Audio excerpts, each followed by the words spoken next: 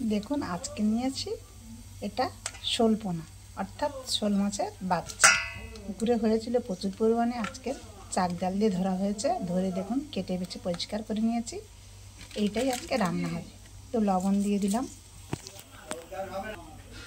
হলুদ দিয়ে দিলাম, কড়াইয়ে তেল দিয়ে দিয়েছি। তেল গরম হয়ে গেছে, এবার দিয়ে দিচ্ছি মাছ। এটা হচ্ছে শোল পোনা, শোল মাছের বাচ্চা। দেখুন ছোটো ছোটো শোল পোনাগুলো আমি খুব সুন্দর করে ভেজে নিয়েছি, একটাও কিন্তু ভাঙেনি, একদম টপ গোটা গোটাই আছে। ভাজা হয়ে গেছে, এবার আমি নামিয়ে নেব। কড়াইয়ের মধ্যে দিয়ে দিয়েছি তেল, এর মধ্যে দিয়ে দিচ্ছি আমি উচ্ছে। লবণ দিয়ে উচ্ছেটা আমি ভালো করে ভেজে নেব। উচ্ছেটা লাল করে ভেজে নিয়েছি, এবার উচ্ছেটা আমি তুলে নেব। এবার দিয়ে দিচ্ছি পেঁয়াজ আর কাঁচা লঙ্কা, দিয়ে দিচ্ছি রসুন।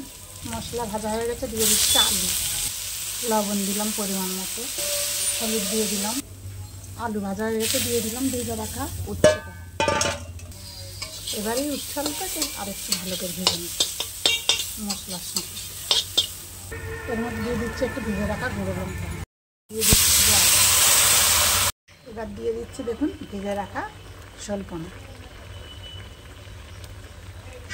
দিয়ে দিচ্ছি একটু জিরা মরিচ গুঁড়ো করে রাখা,